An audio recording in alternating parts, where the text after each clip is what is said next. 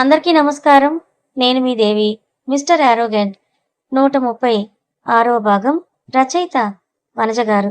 నీరసంగా ఉన్న పక్కన పడుకుంటూ తల మీద ముద్దు పెడుతూ నీకేం ప్రాబ్లం లేదు కదా అంటూ అతను అడిగేసరికి ఓహో అంటూ అడ్డంగా తల ఊపిన ఆమె ప్రమోద్ని హత్తుకొని వెచ్చగా పడుకుంటే అతను మాత్రం మహితకి ద బెస్ట్ ఎలా ఇవ్వాలి, తనకు రాబోయే ప్రిన్సెస్ ఆర్ ప్రిన్స్ని ఎలా చూసుకోవాలంటూ ఆలోచనలోనే తేలిపోయాడు. అక్కడ ఆర్య ఏమో కవిత శుక్రవారం కావడంతో బృందాన్ని మహాలక్ష్మిలాగా రెడీ చేసి తలలో పూలు పెట్టి ఇంట్లో మనసారా పూజ చేసుకుంటూ ఉంటే భార్యని చూస్తూ ఉన్నాడు.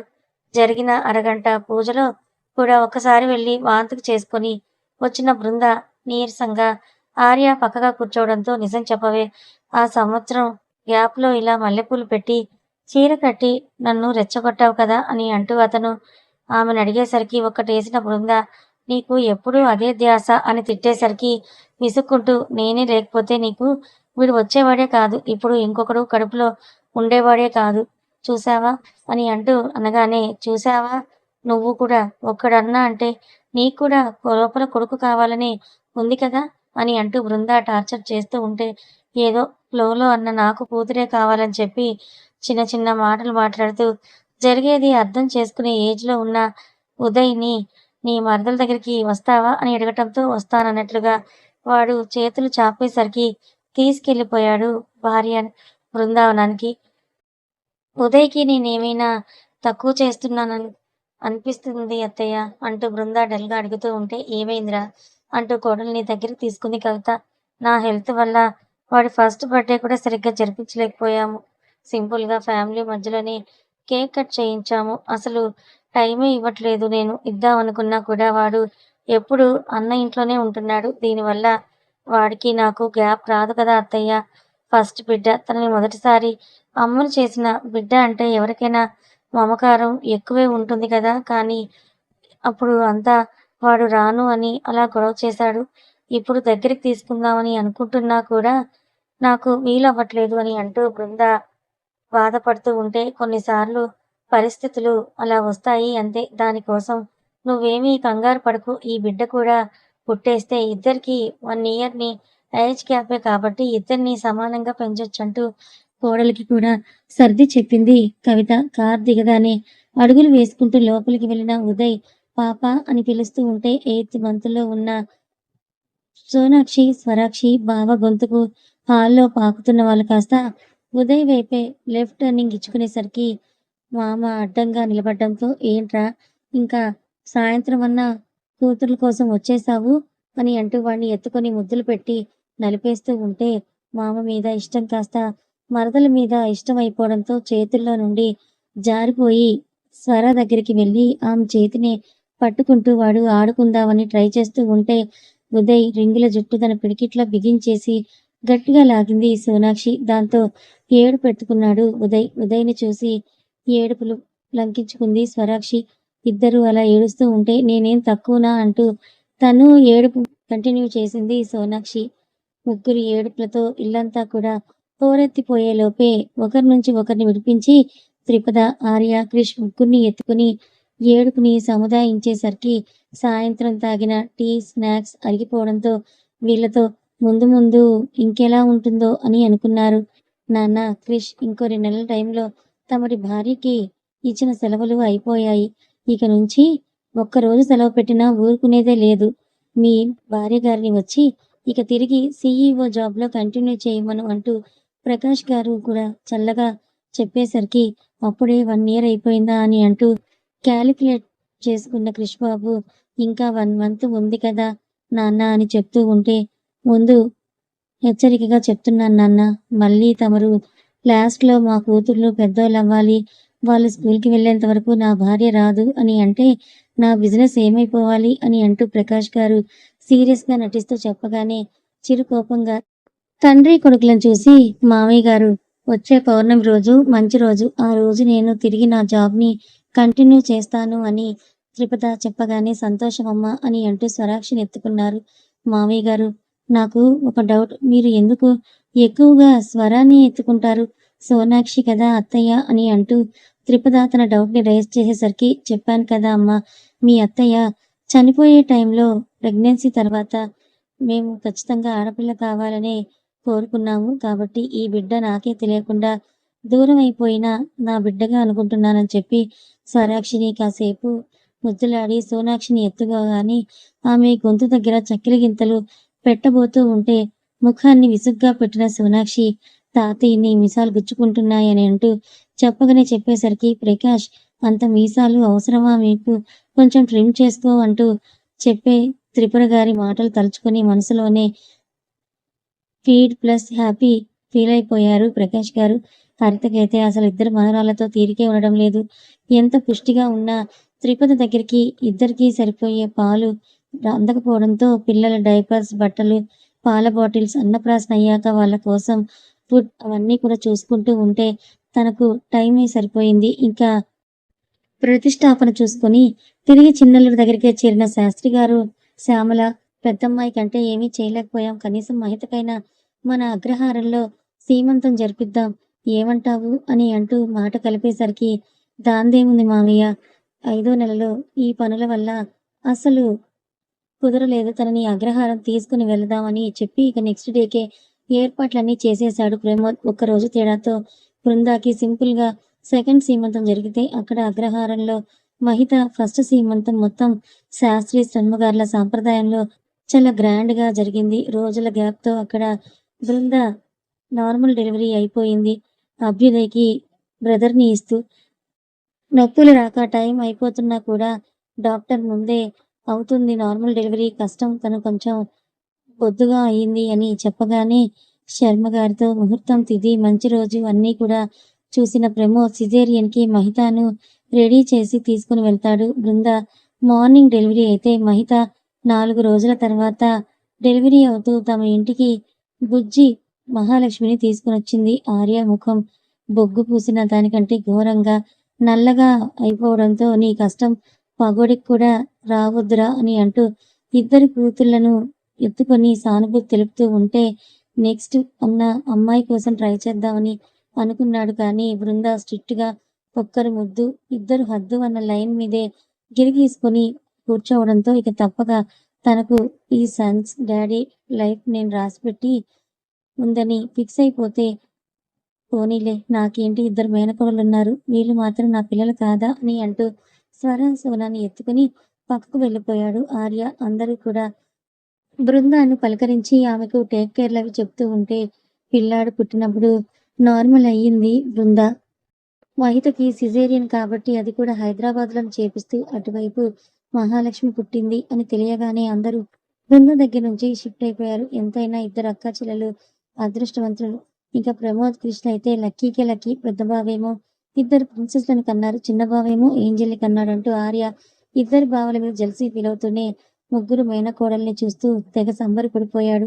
ఇక అందరూ ఇళ్లకు వెళ్ళిపోయేసరికి మరో 5 రోజులు పట్టగా బృంద చిన్న కొడుకుకి బారసాల అయిపోయిన వెంటనే మహిత కూతురికి కూడా బారసాల అగ్రహారంలోనే జరిగింది. ఎందుకంటే తమ రూట్స్ అగ్రహారం, అక్కడి నుంచి ఏవీ మర్చిపోకూడదు అన్న ఇదితో. కానీ ఇప్పటికే అగ్రహారంలోని మనుషులందరూ ఏంటి శాస్త్రి గారు, శర్మ గారు అగ్రహారంలోనే ఏమైనా ఉంటారా లేదా పర్మనెంట్ గా హైదరాబాదే వెళ్ళిపోతారా అని అంటూ అనడంతో అలాంటిదేమీ లేదు, ఇక్కడ సొంత ఇల్లు, ఇది మాకన్నా ఊరు పెట్టుకొని మేమింకో చోటికి ఎందుకు వెళ్తామని చెప్పిన శర్మ గారు ఎప్పటికైనా అక్కడే ఉండి తుది శ్వాస అగ్రహారంలోనే వదలాలని ఫిక్స్ అయిపోయారు.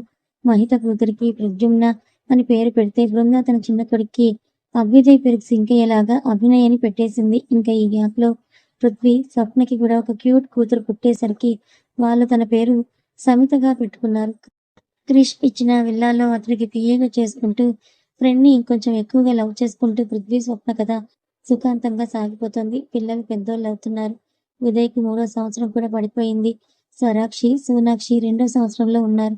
అప్పుడే మన పదం పాప ఇంకో గుడ్ న్యూస్ చెప్పేసింది. ఇంకా పెద్దవాళ్ళకైతే ఉక్కిరి బిక్కిరయ్యే ఆనందం. వెంటనే అందరికి 2 పిల్లలు పుట్టేస్తున్నారు. కానీ ఈసారి మాత్రం మహిత లేట్ చేయకుండా తన పాపని కమల్ని ఎక్కువ చూసుకోవడంతో ప్రమోద్కి ఫుల్ పచ్చ జెండా ఊపేసి అక్కతో పాటే ఇంకోసారి కన్విన్స్ అయిపోయింది.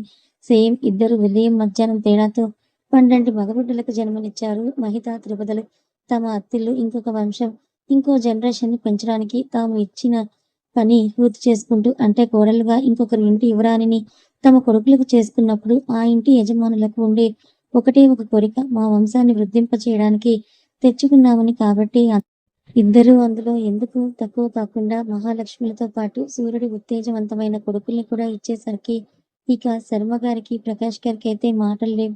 చాలా ఆనందంగా ఉన్నారు. కాబట్టి నరేంద్ర మాత్రం ఆ ఇద్దరికంటే నేనే గొప్ప, నాకిద్దరు కొడుకులు మనవళ్ళు పుట్టారు అంటూ సంతోషపడిపోతున్నాడు. కానీ కమల, ఆర్యలకు ఒక కూతురు ఉంటే బాగుండేదని అనిపిస్తున్న బృంద ఇద్దరు కొడుకులను చూసుకోవడంలోనే బిజీ.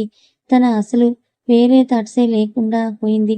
అందరికంటే పెద్దోడు అయిన అభ్యుదయకి 4వ సంవత్సరం జరుగుతోంది. చక్కగా మాట్లాడుతున్నాడు. పిల్లలతో మాట్లాడుకుంటున్నాడు. త్రిపద తన కొడుక్కి చక్కగా క్రిష్ పేరు కలిసి వచ్చేలాగా, ప్లస్ తనకిష్టమైన రాముని కూడా ఇంక్లూడ్ చేసేలాగా కొడుకుకి మురారి రామ్ అని పేరు పెట్టుకుంది. అటువైపు మహిత మాత్రం పూర్తిగా మిస్టర్ కృష్ణ ఫ్యాన్ కాబట్టి ముద్దుగా క్యూట్‌గా శ్యామ్ తేజ్ అని పెట్టుకుంది. సో 5 ఏళ్లలో ఇటు క్రిష్ త్రిపదలకు ఏమో సోనాక్షి, స్వరాక్షి, మురారిరామ్, బృందా ఆర్యలకు అభ్యుదయ్, అభినయ్ అనే ఇద్దరు మగపిల్లలు. మహితా ప్రమోద్‌లకు ఒక బుజ్జి బాబు, క్యూట్ పాప. వాళ్ళే ప్రద్యుమ్న, శ్యామ్ తేజ్. ఇప్పుడు అందరికీ ఒకటే ఆలోచన కూర్చుంది. పిల్లలకి జరిగే పుట్టు వెంట్రుకల ప్రోగ్రాం వెనకాల ఒకరి వెంట ఒకరన్నట్లు కడుతున్న వాళ్ళ తీరుకి ఉదయగాడి గుండు కొట్టే ప్రోగ్రాం ఎప్పటికప్పుడు ల్యాగ్ అవుతూనే ఉంది. దానికి ఫలితమే 5 ఏళ్లయిన వాడు కొప్పులు పట్టుకోవడం. ఇంకా ఇలా కాదని చెప్పి పెద్దవాళ్ళు 8 మంది బృందావనంలో భారీ స్కెచ్ గీసి అంతా లెక్కలు చూసేసరికి కేవలం ఒక్క నెలలో మాత్రమే అందరికీ పుట్టింటికలు తీయించే టైం కరెక్ట్‌గా సెట్ అవ్వడంతో ఇక తమ ఫాదర్స్, మదర్స్ బిజినెస్ ఆ రోజుటికి ఎలాగైనా లీవ్ తీసుకునో లేదా అన్నిటికీ బాయ్ చెప్పో అందరికీ అటు ఇటు ఒక్కడే ఆ ఇంటి దేవుడైన వెంకన్న స్వామి కొలువు తీరిన నిలయం శ్రీ తిరుమల తిరుపతి వెంకటేశ్వర స్వామి దగ్గర పుట్టు వెంట్రుకలు తీయించాలని డిసైడ్ అయ్యి చాలా కష్టం మీద అందరూ ఒక వారం ఖాళీ చేసుకుని తిరుమలకి బయలుదేరదామని అనుకున్నారు. కానీ ఈసారి అందరికీ అతీతంగా త్రిపదకు ఒక ప్రెస్టీజియస్ ఫంక్షన్ ఉండడంతో ఆమె కోసం ఒక రోజున అందరూ పోస్ట్‌పోన్ చేసుకున్నారు. అది ఏషియా ఖండంలోనే జరుగుతున్న బిజినెస్‌కి సంబంధించిన అవార్డ్స్ ఫంక్షన్. ప్రతి ఒక్క బిజినెస్‌ని మెయింటైన్ చేస్తున్న వాళ్ళకి ద బెస్ట్ సెలెక్ట్ చేసి అవార్డు ఇవ్వడమే ఆ ఫంక్షన్ యొక్క మెయిన్ మోటో. త్రిపద నేను వెళ్ళను క్రిష్ గారు అని అనడంతో పిల్లల్ని ఆ రోజుకి నానమ్మ, తాతల దగ్గర వదిలిపెట్టి ఆమెను బుజ్జగించి నువ్వింత చేశావు. అసలు ముగ్గురు పిల్లల్ని హ్యాండిల్ చేస్తూ కూడా నువ్వు బిజినెస్‌ని అంత ఇదిగా గ్రో చేసి మన కంట్రీలో కాకుండా అడ్జసెంట్ కంట్రీస్‌లో కూడా కేఎం చైన్స్‌ని చేశావు కదా! నీకు ఈ ఫంక్షన్ ఒకవేళ తెచ్చిపెట్టేది, నీ కష్టానికి ప్రతిఫలం ఇచ్చేది అవార్డు వస్తుందో రాదో అవన్నీ పక్కన పెట్టు. Participation is more important than winning. నువ్వు వెళ్ళాల్సిందే అంటూ ఆమె బ్రతిమలాడుతూనే చాలా రోజుల తర్వాత దొరికిన ఏకాంతాన్ని ఫుల్లుగా యూజ్ చేసుకుంటూ త్రిపదని తన ముద్దులతో ముంచెత్తుతూ ఇష్టంగా ఆమెను దగ్గరికి చేసుకుని తనలో ఐక్యం చేసుకున్నాడు క్రిష్ బాబు. తెల్లవారే ముందు మెల్లిగా కళ్ళు మూసుకుంటున్న ఆమె క్రిష్ చెంపని చిన్నగా తట్టి మీ పేరు మాత్రమే క్రిష్ కాదు క్రిష్ గారు. మీరు నిజంగానే కన్నయ్య, మాయలోడు. ఏదో ఒకటి మాయ చేసేస్తారు అందరినీ అంటూ తెల్లవారే ముందు పడుకొని కాస్త లేటుగా లేచి తన బిజినెస్ వర్క్స్ అన్నీ చూసుకుంటూ ఉంటే హరిత పని మాత్రం మనవరాలిని, మనవడిని చూసుకోవటం. ఇక కోడలి మీద పూర్తి నమ్మకం రావడంతో ప్రకాష్ గారు కూడా బిజినెస్ వైపు ఎప్పుడో నెలకొకసారి అలా ఒక లుక్ వేస్తున్నారు. మంచిగా ఉప్పాడ పట్టు మైసూర్ సిల్క్ శారీ సర్దుకుంటున్న త్రిపద చేతిలో నుంచి వాటిని లాగేసుకున్న క్రిష్ బాబు ఒసేయ్ మొద్దు, కొంచెమన్నా మారవే నువ్వు. ఇప్పుడు నార్మల్‌గా ఫంక్షన్‌కి అటెండ్ అవ్వు. నీ అవుట్‌ఫిట్స్ నేను పంపిస్తానంటూ ఆమెను పంపేశాడు క్రిష్ బాబు. పిల్లలని వదల్లేక ముద్దులు పెట్టి వదిలి వెళ్ళిన త్రిపద మార్నింగ్ ఈవెంట్ వాళ్ళు అరేంజ్ చేసిన అకామిడేషన్‌లో ఉన్నాక క్రిష్ పంపిన అవుట్‌ఫిట్ చూసి ఫస్ట్ జడుస్తుంది. కానీ క్రిష్ ఫోన్ చేసి కొంచెం ఆమెను మోటివేట్ చేయడంతో తప్పక ఆర్య అసిస్టెంట్ అవుట్‌ఫిట్స్ తీసుకొని రావడంతో ఆమెనే స్వయంగా త్రిపదను రెడీ చేసింది. ఫైనల్‌గా ఆ ప్రోగ్రాం అయిపోయాక మేడం ఒకసారి అద్దంలో చూసుకోండి అంటూ ఆ పిల్ల చెప్పేదాకా ఓకే రైట్ అనుకున్న ఫంక్షన్‌కి అటెండ్ అయింది. ప్రపంచం నుండి ఆల్మోస్ట్ అన్ని దేశాల బిజినెస్ పర్సన్స్ రావడంతో ఫస్ట్ కొంచెం టెన్షన్‌గానే ఉన్నా కూడా తన పేరొచ్చిన తర్వాత చాలా అవలీలగా స్పీచ్‌నిచ్చేసింది త్రిపద. దీనికి అంతటికీ కారణం ఆమె వెనుక ఉన్న క్రిష్ అనే చెప్పాలి. ఇక ఫైనల్‌గా అవార్డు డిస్ట్రిబ్యూషన్ అప్పుడు best business women award goes to Mrs Tripada Krish Mahadev అని చెప్పగానే ఫస్ట్ షాక్ అయిన త్రిపద తర్వాతది తన హార్డ్ వర్క్‌కి, తన బిజినెస్‌కి, తన అత్తింటికి పేరు అని భావించి హుందాగా వెళ్ళి అవార్డుని చేతుల్లోకి తీసుకుంది. అదంతా లైవ్ చూస్తున్న క్రిష్ టీవీలో పిల్లలకి అమ్మను చూపిస్తూ తను కూడా మైమర్చిపోయి త్రిపదిని చూస్తూ ఉన్నాడు. బ్యాక్ స్టెట్ ప్యాంట్ మీదకి బ్రౌనిష్ షేడ్ షూస్, ఒక చేతికి వాచ్, ఇంకో చేతికి సింపుల్‌గా బ్రేస్లెట్, వైట్ షర్ట్‌ని టచ్ చేసి తన లాంగ్ హెయిర్‌ని లూజ్‌గా వదిలేసి కళ్ళకి మస్కారా, పెదవులకి క్రికెట్ లిప్‌స్టిక్, నుదుటిన మన తెలుగుతనం ఉట్టిపడేలా చిన్న బొట్టు, పాకెట్‌లో అసలు మర్చిపోని సుందూరం అంటే లైట్‌గా అసలు ఆమె చూడగానే తెలుగమ్మాయి అని తెలిసిపోతుంది. ప్లస్ తను ఒంటి చేత్తో బిజినెస్‌ని హ్యాండిల్ చేయగలదని కూడా అంతే తెలిసిపోతూ ఉంటే అసలు తన పదంని మొదటిసారి ఎలా చూసాడో గుర్తుకు తెచ్చుకున్నాడు క్రిష్ బాబు. లంగా ఓణిలో 2 హారాలు, చెంపస్వరాలు, కమ్మలు, నుదుటిన 3 రకాల బొట్లు, చెంపలకు గంధము, పొడుగు జడ, అందులో పూలు, చేతికి మట్టి గాజులు ఉన్న ఆమె ఈ రోజు ప్రపంచం మొత్తం ముందు బెస్ట్ బిజినెస్ ఉమెన్ అవార్డు తీసుకుంటూ ఉంటే అలా ఉన్నదానివి ఇలా ఎలా మారిపోయావే పదం అని మనసులోనే భార్యను చూసి ఇష్టంగా మురుసుకుంటున్నాడు క్రిష్ బాబు. మీకు పదం ఎటైర్ ఎలా అనిపించింది ఫ్రెండ్స్? ఇంకా నెక్స్ట్ ఎపిసోడ్‌తో కన్ఫర్మ్ స్టోరీ అయిపోతుంది. తప్పకుండా కామెంట్స్ ఇవ్వండి. ఎలా ఉందో? అయితే అసలు ఏం చేయాలని అనిపించడం లేదు కానీ ప్రతి కథ సుఖాంతం అవ్వాలి గదా! సో, ఖచ్చితంగా మీకందరికీ హ్యాపీ ఎండింగ్‌నే ఇస్తాను. అందులో ఎలాంటి డోకా లేదు. కథ నచ్చితే లైక్ చేయండి. Thank you.